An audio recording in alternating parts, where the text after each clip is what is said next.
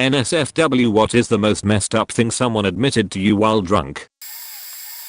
The band I played in was trying out a new singer. One day we went over to his place to hang out. Early afternoon. Dude was already drunk and a little incoherent. Starts ranting about something and ends with, "It wouldn't have happened if the right people had won World War II."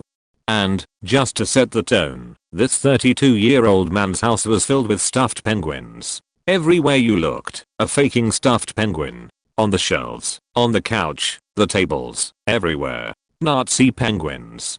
Edit. Just to clarify, the guy was a great vocalist and a better keyboard player than I was. He ended up not being the vocal style we wanted, and this just helped us decide faster. He did get useless bonus points, though, when he apologized later for his drunken rambling and insisted he really doesn't think that way. Huh. My father has always had a drinking problem, which probably explains a lot about my love for beer, though he prefers tequila, but until I was 17 or 18 I didn't really acknowledge it. I knew he drank all the time, but since he'd been such a distant part of my life by that point, parents divorced before I can remember, and he stopped bothering to get my sister and I every other weekend by the time I was 11. I didn't spend a lot of time thinking about it. Suddenly, when I turned 18, he started calling a lot. He started trying to convince me to come out and live with him, that it would be great and blah blah blah. I wasn't biting, obviously, and I know he was just trying to reconnect with me, probably, but at that point I was angst, had just gone through a really bad breakup, and loved to make excuses, just like I'm now. Anyway, I didn't wanna move in with him. I wanted to go to college and live on my own. Didn't stop him from calling me, though, and the longer I refused the more often he would call me, while he was sheet-faced. At first it was innocent enough, his words were slurred, and he jumped haphazardly from topic to topic, but it was pretty easy to get him off the phone, so I didn't have to deal with it. One night I was up late finishing a paper. It was 1:30 in the morning and he called. I was tired and felt guilty for having not talked to him in about 2 months, so I picked up. I could damn near smell the tequila through the phone, it was so bad. I remember him sounding very somber, like he was at a funeral. He'd been crying too, I think, because his voice was kind of scratchy. Not grumbly, like a drunk person, but scratchy. The conversation started off normal. "Hey, haven't spoken a while. How's school, yada yada," but then he started talking about memories of when he was a kid. He described to me a time when him and my grandfather had gone fishing early one morning when my dad was about 9 years old. It was a spur of the moment thing. My grandfather had woken him up at about 5 in the morning and told him to get his overalls and tackle barks because they were going, and my dad had no choice. Wasn't a huge deal anyway, because my dad loved his dad and he loved to fish. They got out on the lake in a rowboat and set out their lines and sat in silence for about half an hour before my grandfather spoke. He told my dad about how, shortly after him and my grandmother had gotten married, she had gotten pregnant with what would have been my dad's older brother. About halfway through the pregnancy there were complications and my grandmother ended up miscarrying. It almost tore the two apart romantically, for obvious reasons, but they stuck it out, and a year or two later along came my dad, followed in fairly quick succession by my 3 aunts. As he's telling me this, I'm convinced I'm dreaming. I had fallen asleep at my desk and was now having some sort of avant-garde nightmare. It had to be. Obviously I wasn't, but the whole thing was very surreal and only got worse. My dad went on to explain that the reason he told me that story was because he wanted to tell me something about when my mom had been pregnant with my sister, who is 5 years older than I am. My dad has always loved music, and up until a few years after he and my mom divorced he was in a band. They played regionally and were fairly well known, but never got huge or anything. Mostly did covers with a few original pieces mixed in. It was a groupie that caused the divorce, actually. So he's telling me about how a few months into the pregnancy, his band was really starting to get going and everything was looking up. My mom, however, was worried because he was spending so little time at home with her, and she was pregnant, so she was also worried he wouldn't be home much when the baby came either. She supported his love of playing music, but she needed him at home too. He told me that one night, when my mom was sleeping, and he'd gotten home from a bar, fairly drunk, and had been mulling over his situation, he could keep playing all the music he wanted, and live a life he had dreamed of, since he was a teenager, or he could grow up, and be a man. There was no middle ground with him, apparently. He couldn't just cut back on the music a little, it was either all music or all family. He said he stood over my mom for a long time with a fist clenched, contemplating whether or not he wanted to punch her in the stomach. He said he was so close to doing it that he had even turned her gently, so as not to wake her, I guess, so he could have a clear shot right at her uterus. He ended up not doing it, of course. He spewed some faking bullshit about how he decided he would grow up and be a man. How he knew what he had to do, and how God has spoken to him in that moment, and guided him on his true path. I told him not to call me ever again and hung up.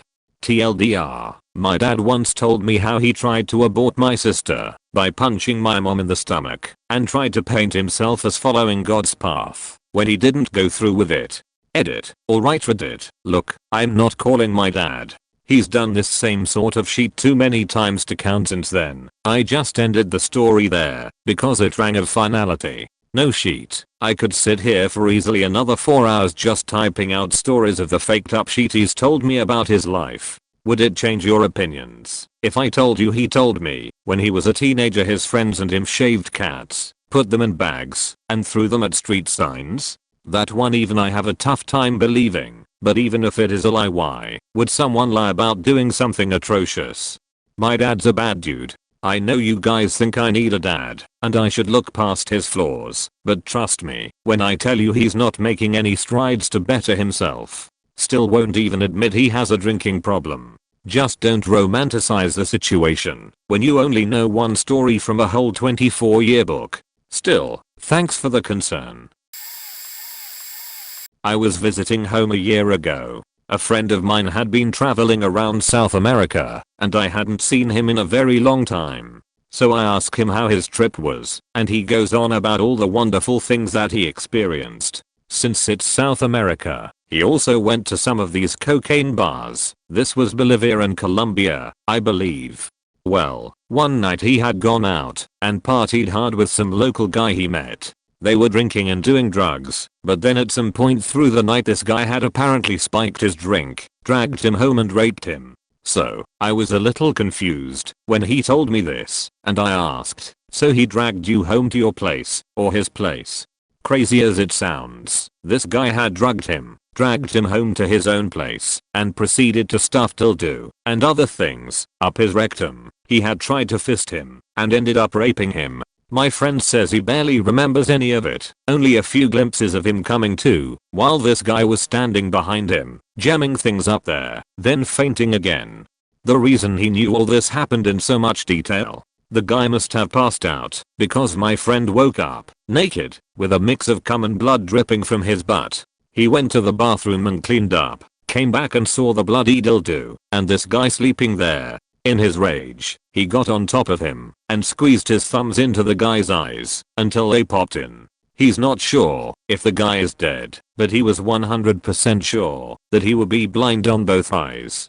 He ran out of the house, went to his hostel, checked out, and got on a bus to leave the country. I was in shock when he told me this story. He says that he is extremely happy that he can't remember exactly what this guy did to him, but the fact that he knows and can piece it together was terrible. He has been tested for STDs and luckily didn't have any. TLDR, friend got raped in South America, proceeded to gauge the eyes out of his rapist in the morning. My best friend came over to my house to celebrate his birthday and we were drinking a lot, and I noticed him getting more and more down. I thought it was weird, because we were smoking blunts and doing goofy freestyling to random beats on YouTube, so I thought it was a good time. After a couple more beers he broke down, starting tearing up, and told me about how his mom left his family when he was a kid. Apparently she left to go shopping or something, and just never came home, and he hadn't heard from her since. I'd never met his mom and he'd never mentioned her to me ever, and I'm not the type of person to be like, hey, where's your mom? So that part didn't come as much of a surprise. The worst part was how he then went on to tell me how he resents his birthday, because even if his mom doesn't give a shit about him, he still wonders if she ever thinks about him, and even if she doesn't think about him often, she'd definitely be thinking of him on his birthday at the very least. He spiraled down pretty quickly and said something along the lines of, "I know she has to be thinking of me today. Why doesn't she try to contact me? What did I do that was so wrong that she wouldn't want me anymore?" From then on, I made him know that he is wanted, and he's accompanied me on Mother's Day brunches with my family as well as Thanksgiving and Christmas. He's like a brother to me, and knowing that he thinks like that is heartbreaking as fuck, especially since he's such a good-hearted dude. 26-year-old friend proudly told me about how a 30-something-year-old neighbor asked him to come into her bedroom and took his virginity when he was 13 years old, and how on a later occasion, when he was still 13, she invited her friend to join in, and they both took turns blowing him. I say, "Name, that's rape," and he says really cheerfully, "Yeah, it is, by most standards. Haha, shall I show you where she touched me on the doll?" And then starts choking back tears. Wanders off with a bunch of drunk strangers. Didn't see him again until next week at work. Hasn't acknowledged the conversation ever happened since, but has started doing copious amounts of coke. Got fired and is generally a lot worse off than he was then. Now only texts me to ask me to cyberfuck him. My friend used to get real emotional real easy whenever he drank, which was often and prodigiously. One time we were alone and drunk and tears just started streaming down his face, but his voice was level. He told me that in Iraq his platoon sergeant/mentor got shot up badly and killed right in front of him. He looked up to this guy, learned from him, felt safe under his leadership, and saw him go badly. My friend said he should have been in front of him, like he was supposed to be, so it would have been him, rather than this family man, that had to go at that exact moment. He blamed himself for freezing up and not helping him. We try to tell each other that it's the enemy that kill our guys. It's not even them really, but their leadership and ours telling us to kill each other. Nothing personal. Orders. Wrong place, right time. Apparently it's tough to take that guilt away, no matter how you look at it. The only thing I could tell him was that he should talk to someone and not carry this around forever, because it would kill him. I hope he does someday. My friend rang me up at stupid o'clock drunk to tell me what we had all suspected, that her dad has sexually abused her as a child. That was why she was so quirky and closed in. She had just confessed to her mum and was starting the proceedings to a case against her dad. The reason she wanted to tell me was because she knew I wasn't going to overreact and make a massive thing of it. I think my initial reaction was pretty much, well, fuck. That sucks. You cool, which is the exact reaction she wanted and needed. Sometimes people in these situations don't want a song and dance about the whole thing, but just want to get it off their chest and talk about it on a normal situation. Luckily she's just won the court case against him and has started to rebuild the last few years of her life. Her dad is now in prison, on the register, can't leave the country for a few years, isn't allowed any communication with anyone under 16, and is never allowed to contact her again. Good for her. I'm proud of her for coming out and standing up for herself. This was at a house party some work friends were having for someone's birthday last month. I was decently buzzed and then decided to have a toke outside. One of my best friend's sister, who is pretty damn drunk, came outside to join me. Her husband had committed suicide a year ago. She asked me if I knew her, and I said yeah, sorry for your loss. She laughed and said he's better off dead. She then explains how he would threaten to kill himself every week and wave a gun around in front of her and her daughters. The gun, revolver, would be empty and just click it while pointing it at his head. He was an alcoholic and would beat her often. One day when he was going on another "I'm going to do it this time" rants, she had sent her daughters to stay at grandma's earlier in the day. And she admitted to me I sent my girls to stay at their grandma's, and earlier I had put a live round in one of the chambers. He yelled at her, "I'm going to do it." I faking swear. And she started laughing at him. "You bitch, you won't do it." And he starts clicking the gun and he reaches the live round. I almost dropped my spliff. After she was done I offered her a drag. She accepted and started to cry and laugh. She then said I didn't want him to go on and then kill himself in front of my girls. She went back inside and I haven't seen her since. As a preface, the person who decided to spill this tale upon my conscience was only a close acquaintance and trusted that I wouldn't tell another soul. Fuck it. Here we go. Cue flashback effects. My laptop hard drive had crashed back in 2010, and one of my classmates had offered to tinker with it, since he was pretty computer hardware savvy. I went over to his apartment off campus with my dead hard drive in tow, where he had begun his evening drinking as he did. He was the type that studied better while drunk. He was one of the smartest drunk people I have ever met. 4.0, the whole nine. He plugged my hard drive up to his computer and let it sit for a while, and we started shooting the breeze talking about classes. He then mentioned that his ex was in one of my classes, and that she was crazy. I asked him how so, and he said that after they had been dating a couple of weeks, that they had sex. She didn't let him know that it was her first time, so she proceeded to scream like murder after he had finished for like a solid 5 minutes. He said he just got up and stared at her in shock until she finally settled down. Much later, she told him that she had gotten pregnant. He asked her what she was planning to do. She had already decided to schedule an abortion, and he had offered to be with her during the procedure. Now, I feel I must warn you, this is where shit gets absolutely comes straight from the Twilight Zone. She insisted that they bury the fetus in a showbox in the backyard of his duplex. Naturally, I called bullshit. He then pulled his phone out, and I shit you not, he showed me pictures of the thing. It looked like they do in that Body Worlds exhibit, where the developed fetuses underwent plastification. It was maybe the size of a ping pong ball inside of this clearish looking sack. He also took me outside and showed me where they buried it, but all I saw in the ground was a showbox sized empty hole. He said that his ex basically started to go off the deep end because she was purer than the Virgin Mary in her parents' eyes, and she couldn't be with him anymore. So, after they ended it, she came to his place without him knowing and dug up her unborn child to take with her. And I know what you're wondering. The answer is no. I was not able to recover any data from my dead hard drive.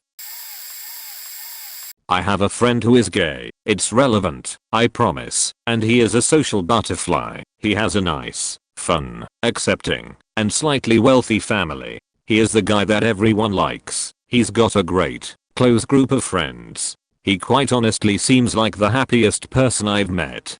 Last year he got drunk and told our entire group of friends that he has seriously thought of committing suicide and even gotten ready to do it and didn't. He has told us that he thinks about crashing his car every time he drives. His reasons were because everyone hates him because he's gay. We lived in a small, very Catholic, Midwest town where a good portion of people really do not like gay people because he will never find anyone who loves him and will die alone anyway, and because he hated himself for being gay. A few weeks after he told us, one of our really good friends moved away unwillingly. The day she moved, we hadn't heard from him in hours, so we all kind of shot texts his way. He finally answered, but he gave us quite a scare. Point is, there is a good chance that the happiest people you know is wearing a fake smile.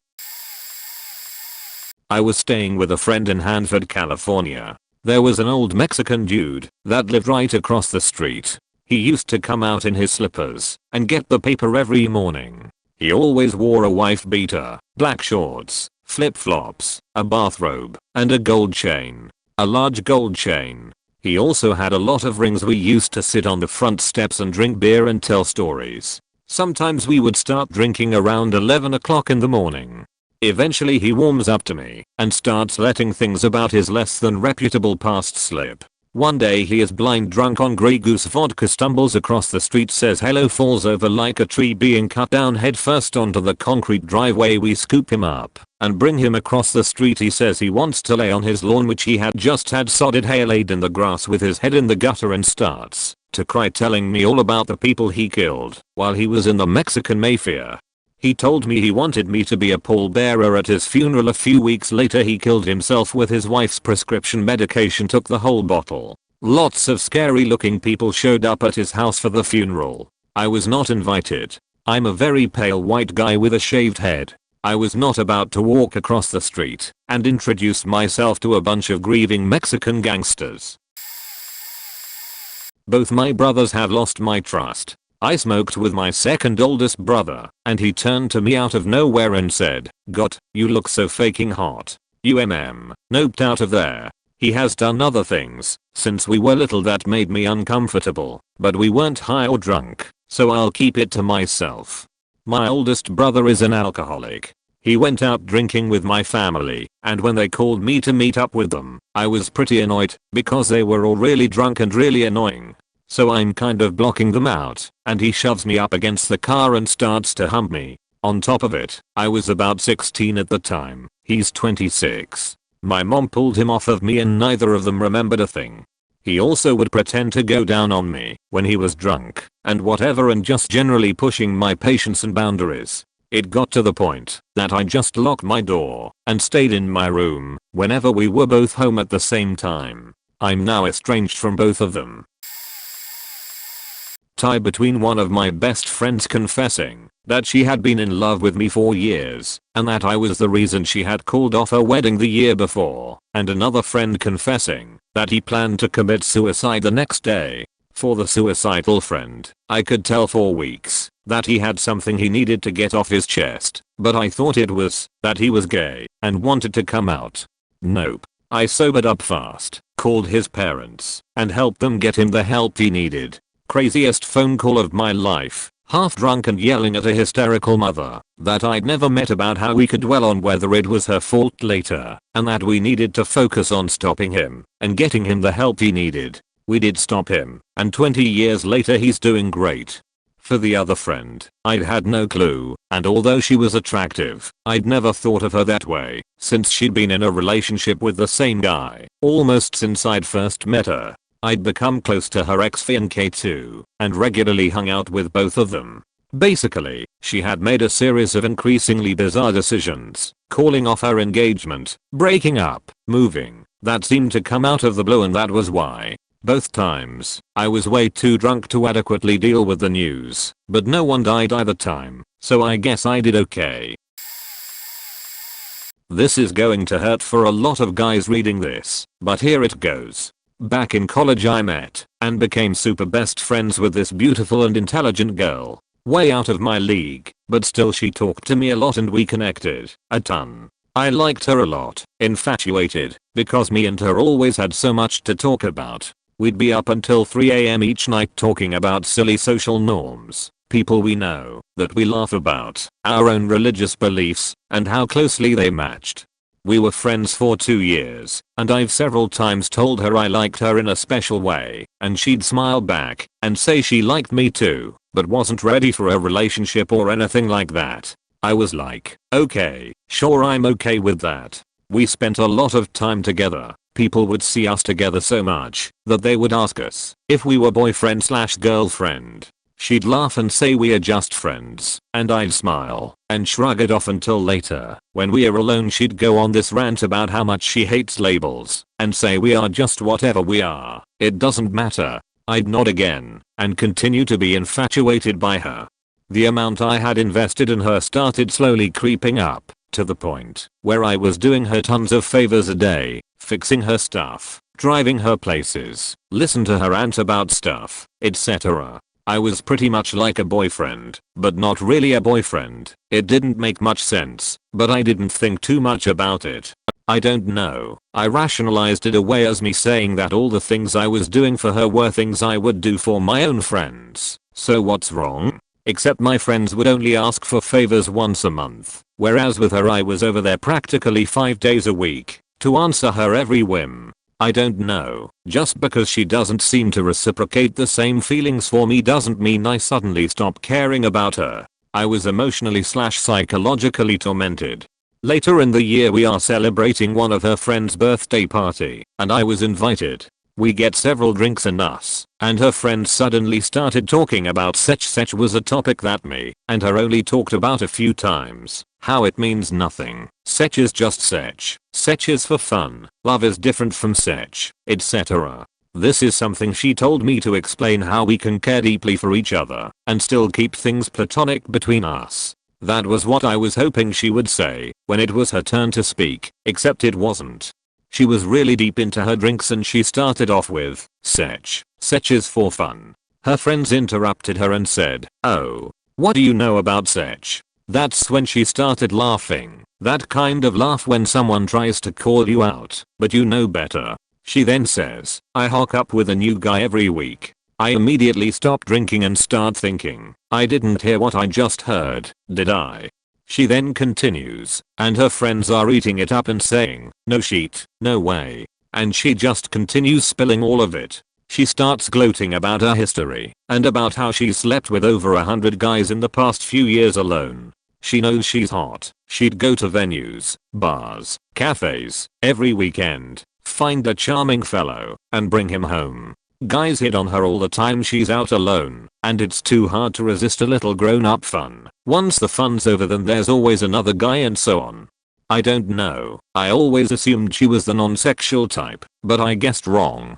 Really wrong. I'm starting to process it, slowly, because I just couldn't believe anything that I was hearing. I just start playing it out in my head, all the time she's been out, and I would wait for her the next day. All the other girls she would shoo away when they talked to me. All the things she would tell me every day. None of it was really true. They were all just manipulations. All of it was too good to be true. A college girl like herself, and I wouldn't think there'd be other guys in the years I've known her.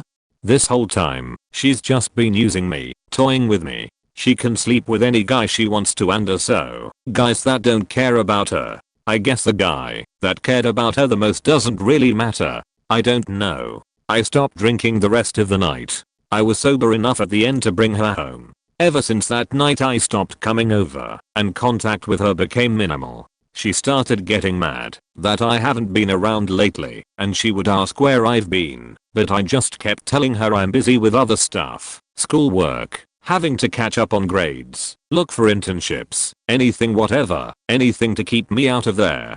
I wasn't mad at her. I just really hated myself. I'd pretend to be out and about but really I was in my room crying, staring off into space for an endless amount of time.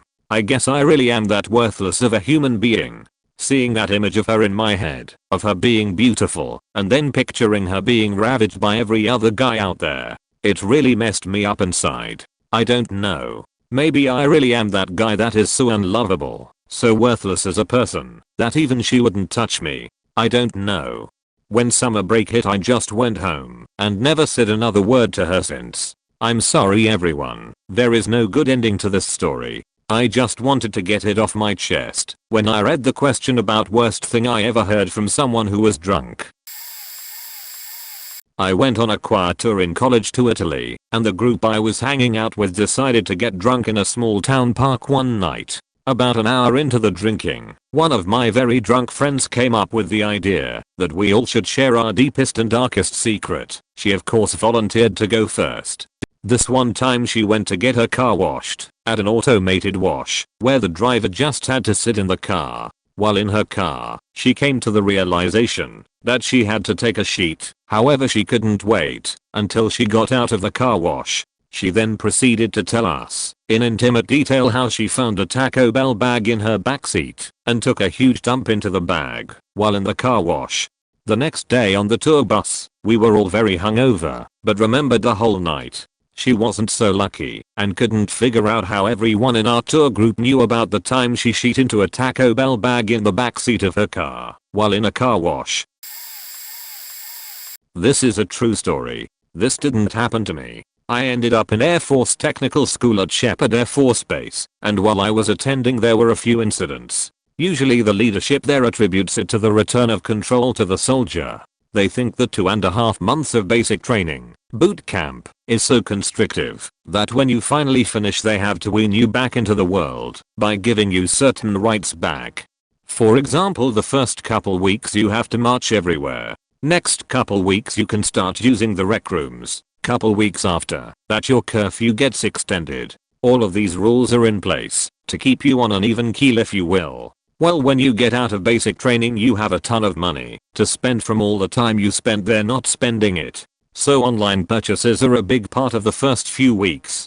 There was one guy who complained that he had hemorrhoid problems after he got there, and it took him a while to gain the courage to bring it to the attention of the medical staff. Turns out his roommate bought chloroform online and was using it on him in his sleep and playing hide the sausage and the buns. After they searched their room and found the evidence, they ended up doing the same to every dorm on base. Not the only reason I knew about it. The guy getting hot dogged was in my class and admitted it at the graduation ceremony after we got drunk.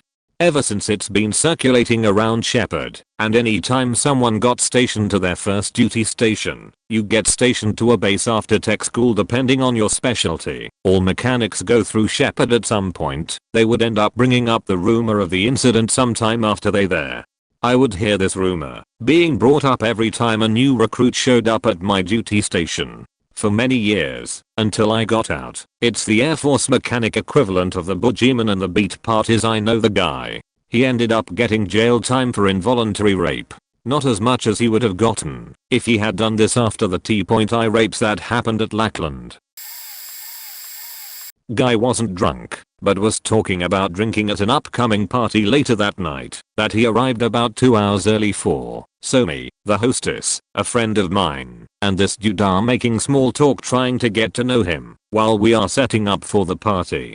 Somehow he gets to talking about how he loves to hook up with drunk girls and starts listing girls off that are coming to the party that are worthy of him. Now that's weird enough. Partially because we barely know this guy, and partially because he is proud of taking advantage of girls. It should be noted that this guy isn't a real looker, so to say. He has a Robbie Rotten look to him. Then, without a hesitation, he turns to the hostess and says to her, "But you, hostess, I would motorboat your butthole, and if you fetched it, I would suck it up." Complete silence fills the room as he looks hopefully into her eyes. The hostess is now in complete shock and she just says, "Oh, okay." It is now legend amongst my group of friends. Every now and then the story gets told at a gathering. I wonder what he's doing now. Long time ago, like 1987 or so, I worked as a taxi driver in New Jersey. One night I picked up two guys at a restaurant. One guy looked like Ray Liotta from Goodfellas, handsome, slicked back hair, obviously expensive suit. The other guy looked like a really rough, tough version of David Crosby, big, muscular, mustache, long hair, balding. They were both drinky, but the shaggy dude was hammered. I dropped off the slick mafioso looking guy first at a big house in a fairly exclusive neighborhood. Then the faking walrus guy starts running his mouth. "You know who I am? You know who that guy was? That guy pays me to take care of shit for him. I've killed people for that guy. What do you think of that?" Huh. I kept quiet and looked in my mirror a lot to see if I needed to slam into a tree or a parked car or something, and just let him talk. When we got to his stop, a home/business type place, he got out, walked down the driveway, and stiffed me for a $20 fare. I, being a faking dumbass, went back the next day, found the guy and introduced myself. He was kind of embarrassed, seemed to remember me in a fuzzy blackout drunk kind of way, and gave me my $20. Before I left I told him that he had said some really faked up shit the night before, like the kind of shit he should never tell anybody, ever, and it seemed to really freak him out. I don't know if any of it was true, but it didn't sound like he was bragging, more like confessing. I've always wondered about that guy. I have two cousins whom we shall call Mike and Mindy. I was drinking with Mike at Mindy's wedding when some of the bridesmaids came over and started blathering on about how beautiful everything was and how wonderful Mindy is. She is a really nice person and how proper and ladylike she is. Anyway, Mike has a load on and is fed up with the bridesmaids. Then he just says it. "Mindy let friend stick a thermometer in her ass," and we all watched. She ain't so proper. Apparently when they were 13, Mindy had a crush on this guy and the guy thought it'd be hilarious to shove a thermometer up there. Anyway, she obliged but swore Mike to secrecy. As soon as he told the story, he knew it had been a drunken mistake. Blabbermouth made #1 proceeded to tell everyone. Mindy found out after the wedding and was enraged. Mindy's husband found out soon after and has apparently taken this as a sign from God and is moving in on the rectal region. He's looking to take Everest within the next couple of weeks. I, meanwhile, had to tell someone, despite being sworn to secrecy. So, there you go Reddit. And mindy, if you're reading this. 37C. Girl I knew in work. We decided to tip over to the pub across the road after we closed up. Nothing romantic in it. She was just being a bit of a bro because my girlfriend had dumped me earlier that week. We drank quite a bit of vodka and had a few shots. End of the night, and I was walking her home. We both lived about 5 minutes from the place. She said she needed to sit down for a bit, so we sat and chatted. She tells me that she is going through a rough time because something had happened with her boyfriend. She was very vague about it, but still kept mentioning bits about what happened. As far as I could tell, he took advantage of her when she was drunk.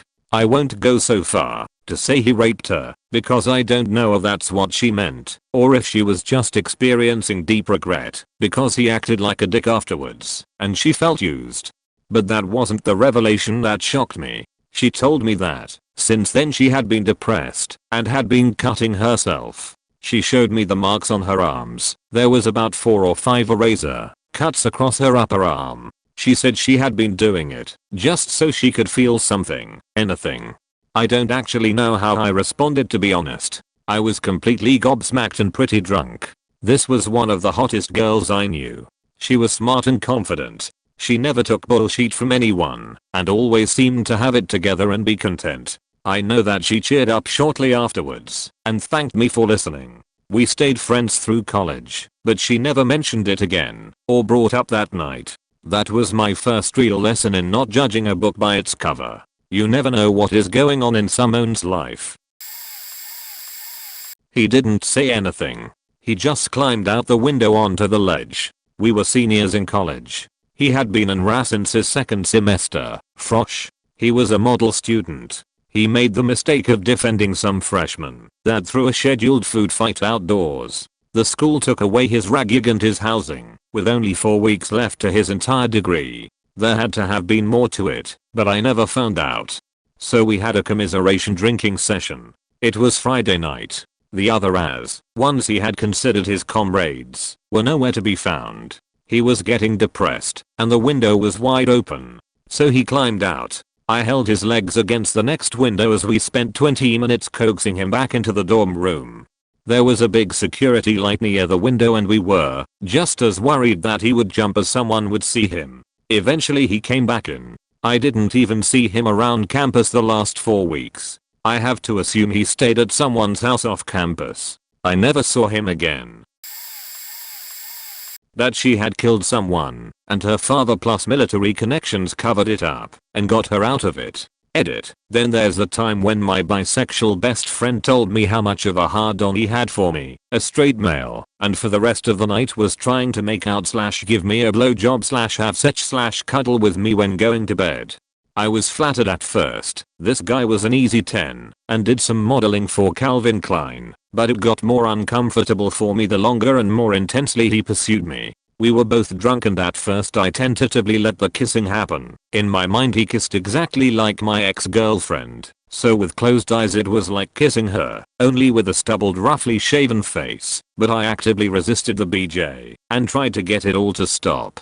He continued trying this on me for a couple weeks following, but I continuously made it clear that I just wasn't into dudes and I would rather remain friends with him. We were close and had gone through a lot together. I ended up needing to cut ties with him because he could not stand just hanging out and being brothers as we were before the entire thing started. I still miss having him as a friend. /. There had been rumors for a while about this one friend of mine, Sarah, and a dude she was always flirting with, George. Both Sarah and George insisted nothing like that had ever happened. Sarah was in a very complicated and confusing relationship with Trevor at the time.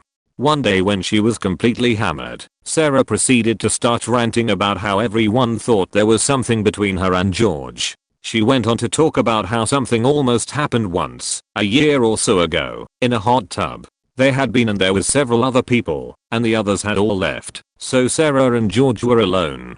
I remember her exact words were, "There was a moment where he was in me, but then she remembered how much she loved Trevor and told George no." She went on and on to talk about how glad she was that she and George never slept together, even though he had a beautiful penis.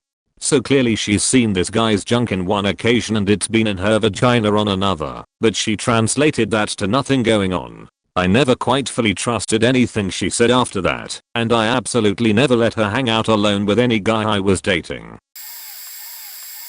I was first learning to drive, so my mom was sitting in the passenger seat. I was bringing one of my best friends at the time to his dad's house. He was sitting behind my mom in the back. It was summer and dark out, so it was probably after 9:30 at night.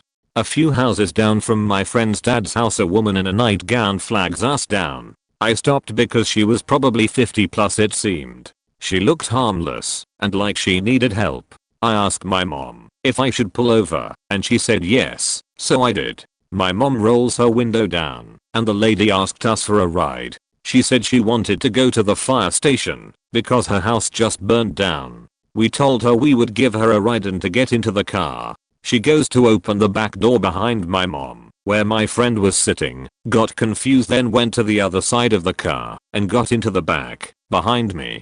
We start to drive away towards the fire station and this lady immediately starts with the crazy talk. She tells us how she has a substance abuse problem and her family kicked her out of their house. Something about how she hates her sister. We weren't even like 10 feet from where we picked her up and she's spilling her guts to us, letting us know she's crazy. Then she asks us if we will drop her off at the bar. I tell her that's fine and ask her where. There was one about half a mile from where we picked her up that she directed me to, then asked if she could have some money. My mom had like $5, so she gave it to her. The lady asked if we would come back to pick her up when she was done drinking. We told her yes, obviously, then left. I know it's not really faked up in the sense that it's bad. It was faked up, at least to me, because I had never had anything like that happen. I felt super uncomfortable the entire 5 minutes she was in my car because she seemed dangerous once she was sitting behind me. She also smelled weird. It reminded me of Cheerios, and it wasn't until over 8 years later that smelling Cheerios, or anything like them, didn't make me nauseous. Does drunk with desperately on count? An ex was desperately trying to get me to stay with her after she was being psychotic, calling me her ex's name, telling me that I was an asshole for not buying her stuff all the time, telling me it's over and we are done, but not really meaning it, and trying to manipulate me into believing that it doesn't get any better than this. She tried telling me that the whole reason she was messed up was because her mom, divorced and remarried and the most evil woman I have ever met in my life, would sleep with sleazy people all the time, cheat on her second husband, hit on me multiple times, and was a compulsive liar. Even brought home some guy that ended up raping my ex's sister in the bed next to her when they were somewhere around 10 years old. Her mom told my ex one day when she was like 3 years old and sitting on the couch with her dad that she was going to take her to the toy store to buy her a toy. They left the house, went to her mom's new apartment, never went to the toy store, and that's how she found out her parents were getting divorced. She admitted a bunch of other stuff I don't remember full details of, too, and all I could do was apologize for her having to go through that. I still told her I would not be getting back with her. TLDR, crazy ex drunk with desperately on, admitted things to me to try and get me to get back with her. It did not work. Playing Never Have I Ever at a Christmas party a couple of years ago, when a gay colleague admitted to bot being raped and possibly killed someone. He actually failed at the drinking game though, since he admitted both incidents after saying never have I ever, and then going oh shit, I've actually done that, and got even more drunk. He had been drugged and raped in the back of a car apparently. He had woken up with a sore ass, and with his pants around his ankles. He had immediately gotten out of the car and run away with the pants still down. He told us how he had a legit stalker following him over a period of time, so when an opportunity presented itself, he ran over him with the car and fled the scene, and he never saw him since. I jokingly brought up both incidents in the locker room at work recently, and that caught him off guard. In his mind, both were well kept secrets. He had no idea that he had spilled the beans. Within 10 minutes of meeting this girl on the first night out at university, she goes from super happy party drunk to telling me she was raped by an ex-boyfriend and stabbed with a screwdriver. She offers to show me the scar, but I politely decline. Another of her ex-boyfriends is also at the party and tells me she's crazy. This isn't what I was told when I was drunk, but helps to describe her character. The next year I coincidentally end up living in the flat above her, and instead of knocking on the door and asking us to turn the music down, on Friday nights, no less, she often fully screams and tears at the front door of my apartment. Even doing so on a night when the flat, apart from me, was empty and I was revising in silence.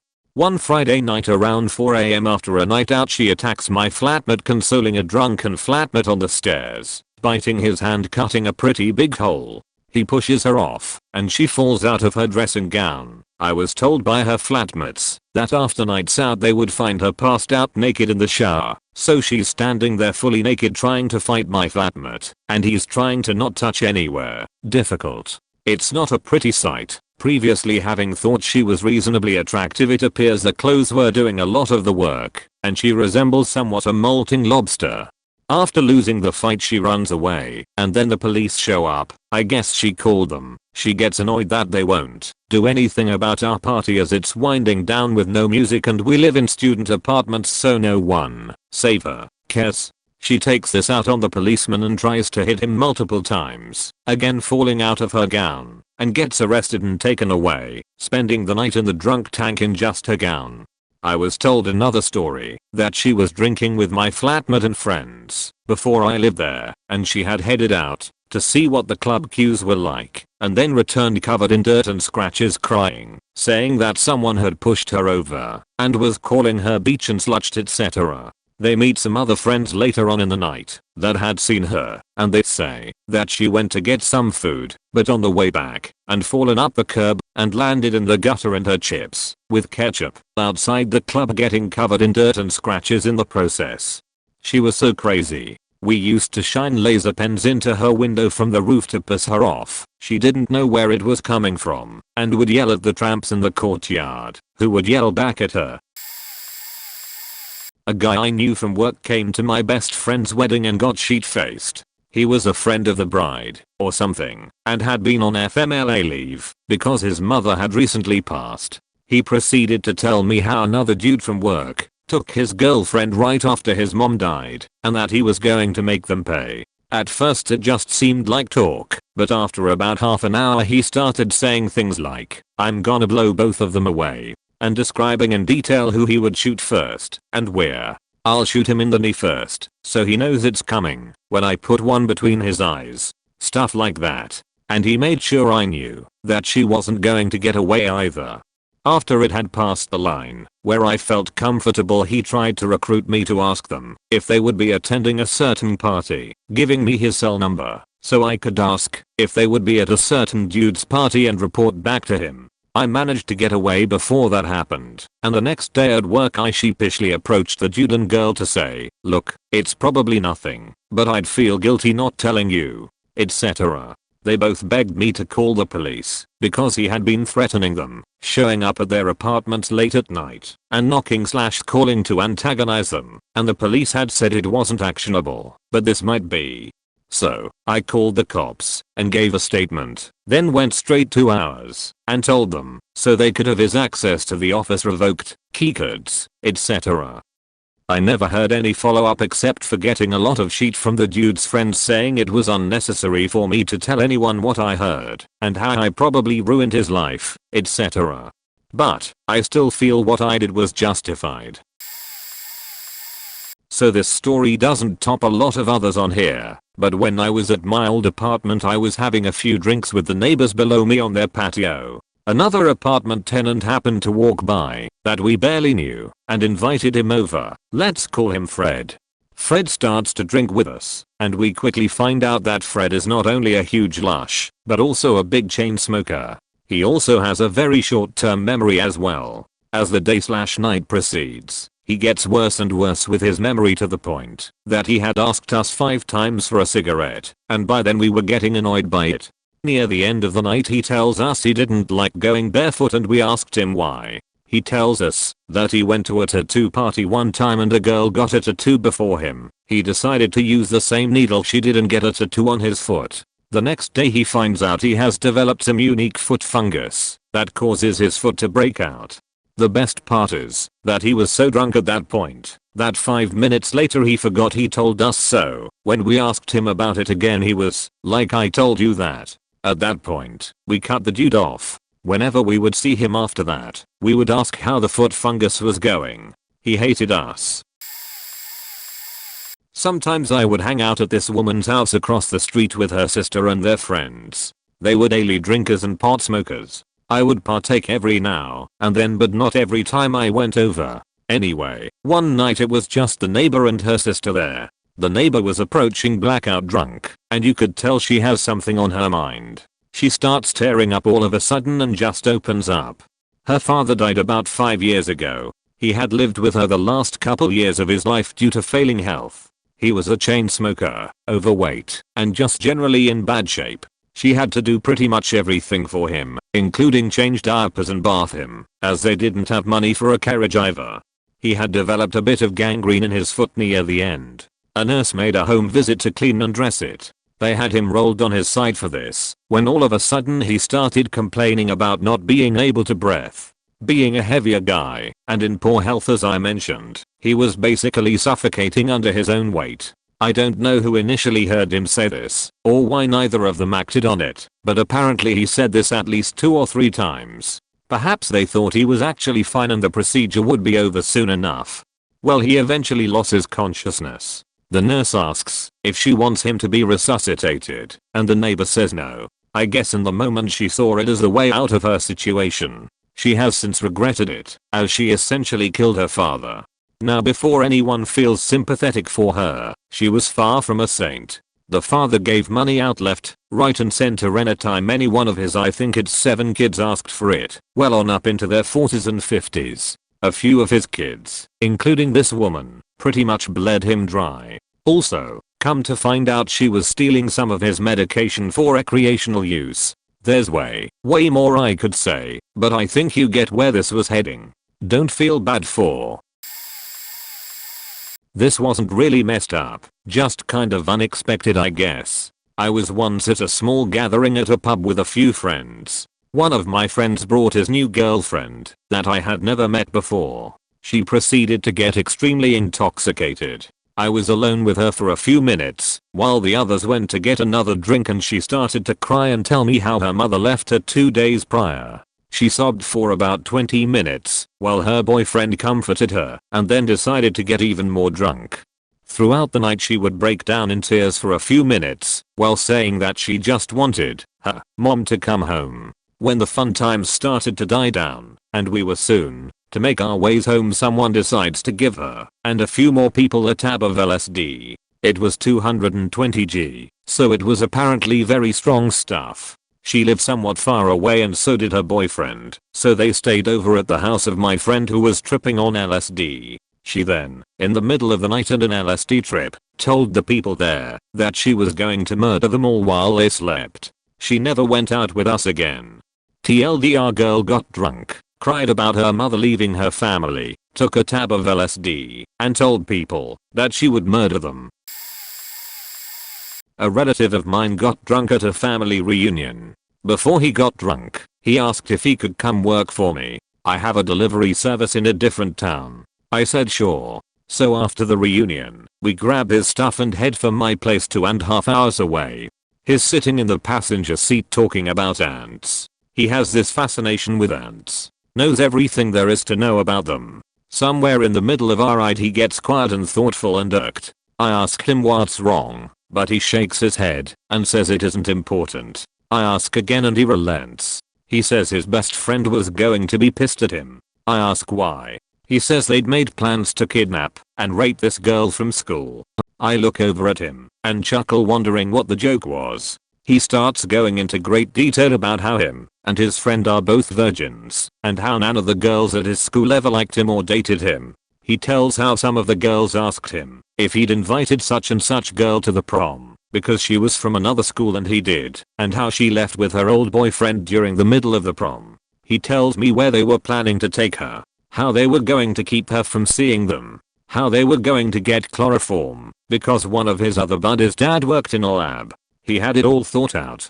So, instead of getting pissed off at him right away, I told him how stupid his plan was. I went through his plan in minute detail, pointing out all the flaws. I explained exactly how the police would find out it was him and his friends. I then proceeded to tell him to call his friend and call it off, because if I heard about a girl disappearing or getting raped from that town, I was turning them all in. When he sobered up, I knocked the dog shit out of him for being stupid. A few months after I left college, I went back to campus to hang out with a few of my friends and get a little drunk. One guy was happier than most that I was back and was getting pretty bro affectionate through the night. After everyone had passed out, it was just me and him left, so we just kind of shot the sheet. Lots of bro hugs were had. Then, in the middle of one of those hugs, he just starts sucking on my neck and feeling me up. Now right off the bat I was super confused because I'm bisexual and have always found this guy to be really attractive, but I also knew he had a child and a fiance, not a kid though. So as much as I wanted to fucking blow him right there, I stayed diligent in refusing his advances. Eventually he got pretty pissed that I wasn't playing his game and stormed off. I like to get more alcohol. After we had a few minutes to chill out and think a bit more, we went out on the front porch and just hashed it out. Turns out I was the first guy he ever felt that way with. He felt safe, like he could tell me anything. I think he came from an abusive home, and he is also an on and off heroin user, but it absolutely tore me up, because I wouldn't want to come in between the family he was already building, and he felt conflicted for the same reasons. So we were both just sitting there on the porch with raging erections and nary the balls to do anything about it, though there may have been a point where he kept trying to get me drunker. Presumably so I'd black out and we could fuck, though I refused because I knew I was at my limit. That was just under 2 years ago, and I've only seen him sporadically since. Last I heard, he and his fiancée were no longer together, and he was still deep in the throes of alcoholism. I do miss him and would like to keep in contact as a friend, but he can't seem to keep a steady phone number and his social media is pretty barren. I just hope he hasn't killed himself. Oh lord, I got so far before I realized I had a great story. Okay, so in uni I lived with a punk band. One member was a bit of a deadbeat, worked as a tradie, and was the kind extremely right-winged guy who gets all his information from mainstream right media. He was the kinda Christian who fucks a guy's wife, claims it's love, and drink a bottle of bourbon a night. Tell you killing brown people is okay, but abortion is wrong. Don't let the above fool you. He had a heart of gold. Just really misguided. Anyway, we had one of our normal clash of worldviews where he was telling me and one of the other band members that homosexuality was literally demon's possession. Now we all ganged up on him for this. When he felt flustered, after we demanded he explains how he knows, he blurts out, "Because it's a demon I fight every day." Stunned, everyone fell silent. Well, except the really stoned guy not involved who let out a soft muffled cry laugh from the couch. No one wanted to touch that bear trap of a issue with him. So to this day he keeps up his ultra-right mantra. Fun times. This all started a few years ago when my friend, let's call him Dave, searched up rubber glove hand job on the internet and another mate found it in his search history. Rookie mistake. Everyone knows you delete that ASAP. We were 16 at the time, around 18 now. Anyways, we teased him relentlessly every day for quite a while like guys do. We didn't think much of it. It slowly died down until we got bored, as it happens, and we only mentioned it occasionally. Until one time we got drunk at a party and Ave started crying and saying that he has had enough. He was about to leave the party when we all apologized and told him to come back. We got him to stay and he drowned his sorrows. Skipping a couple of years, we were getting drunk one night. Everyone was fairly pissed when we got onto the subject of fetishes, etc. Then Dave decided to spill the beans and admit to everyone that his rubber glove fetish was a real thing. He even admitted that he had gone further in his rubber glove adventure and there is no turning back now. To this day I'm not sure what kind of stuff he's into, and I don't want to know. TLDR, rubber glove turns into rubber suit. Here's one that I get fairly often when one of my mates gets drunk. He doesn't ever remember telling it, and I know it by heart at this stage. So my friend once got drunk and took this girl home. Rather, she took him home as he was pretty wasted and not really sure where he was. They ended up doing the nasty, and it was nasty drunk sex apparently, and kinda trashed the place in an attempt to perform. They succeeded, he thinks, and passed out. He later woke up to a door slamming and noticed immediately that he knew the apartment. It was the flat that a friend of ours rented with his considerably younger sister, who lay on her bed looking like people do after filthy nasty drunk sex, during which someone vomited slightly, and he even saw semen stains in her hair apparently. Now he really panicked. He's almost twice her age and it's a mate's sister. And he realized that the slamming door was the brother coming home in the morning after a night out as well, and seeing the devastation and simply going, nope, not gonna touch this, and going into his room to sleep. So he collected his clothes, took a look around trying not to forget anything, and slipped out. Turned out she remembered nothing. The brother apparently didn't want to see who it was and left or saw him and doesn't want to admit it. TLDR, a mate goes home with a girl, drunk sex happens, turns out to be a very much younger sister of a common friend, slips out before noticed by anyone. I work with, not for, City's Convention Bureau, which arranges for event planners to check out the city for possible conventions. They and a guest are flown in, set up in nice hotels, shown the sights, and taken to the better/hot restaurants. As I said, they are allowed a guest, and this gay guy I was assigned to pick up at the airport had arranged for his sister to be his plus one. By a fluke, I also had to get her from the airport as well. Both of them were super friendly, and we had nice chats during the drive. A few days later, it's the last night and the Convention Bureau arranges for this catered meal at a mansion that can be rented out for events. I was again helping to shuttle people, and right at the end of it, I get the sister. She's recently divorced and clearly looking to sow some wild oats, but she's also a little tipsy. Her brother had gone back early to their hotel room, so I'm just driving her over. In one of those amazing moments of clarity, she suddenly says, "Didn't you say you lived around here? Any chance we can stop at your place? I really need to pee." It was kinda impressive, because she was not faking being buzzed. She had dropped enough comments about needing to get laid that I had already thought about this, so I figured, what the hell, she wasn't local and didn't work for either my employer or the bureau. We were barely in the door before she pulled me down. She was short for a surprisingly dry kiss. We then got on the couch and made out before she realized she did in fact have to pee. Taking that whiz must have relieved her of her remaining sobriety, because she kissed me for a little while longer and passed out, which pretty much removed my interest in having sex with her. It's one thing if you are both buzzed to have some sloppy drunk sex, but it's no fun if you are stone sober. I nudged her awake and asked if she wanted a blanket or for me to drive her to the hotel. "Oh, I'm sorry baby. Maybe I should go back. You ain't mad, huh?" "Not really. I just wanted the drunk woman out so I could get some sleep." It was then in the driveway that she roused herself to make one final attempt. "Hey, are you sure you don't want to come up?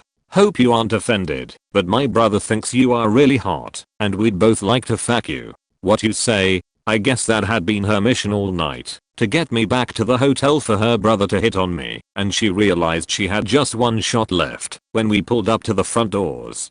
And, no, I didn't. TLDR, tipsy recently divorced woman makes big pass, tries to get me to come to the hotel room she was sharing with her brother, so that both of them can have sex with me. Okay, so we had this happen in my room, except the person was high, not drunk. Here's some background. This dude smelled like shit, like really bad every day. He slept on our couch playing loud faking music and shows, and then get pussy if we woke him up accidentally in the morning, or turned down/off the sheet on his computer. He also bragged about sleeping with a ton of girls who were so hot, but were really just not attractive, like really disgusting girls who needed to take a shower more than once a week. Anyways, whenever he would smoke, he would get insanely high off of like one hit. So he takes an unprecedented 3 hits and starts doing his whole spiel. He comes back to the room and starts telling me, a friend, the roommate, and his girlfriend his life story. He was talking for 3 faking hours about faked up sheet. While wrestling, hazing included faking the freshman between their thighs because dude, you don't get it. They're the gay ones, it's okay. How he felt so pressured not to act out the stereotypes of his race, even though the sheet is just about morals, and not being a faking dumbass. How he faked a girl in each of our beds. He wanted to kill all of us at one point or another.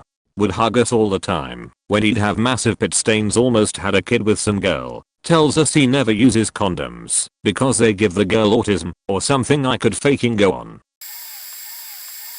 I wouldn't call it the most messed up thing, but here goes. I'm a guy and I used to have this FWB girl who was actually my first sexual partner somehow, and to this day I have no idea how. We started dating, and the moment I realized that she's actually my girlfriend, I've broken up with her since I didn't have any romantic feeling for her.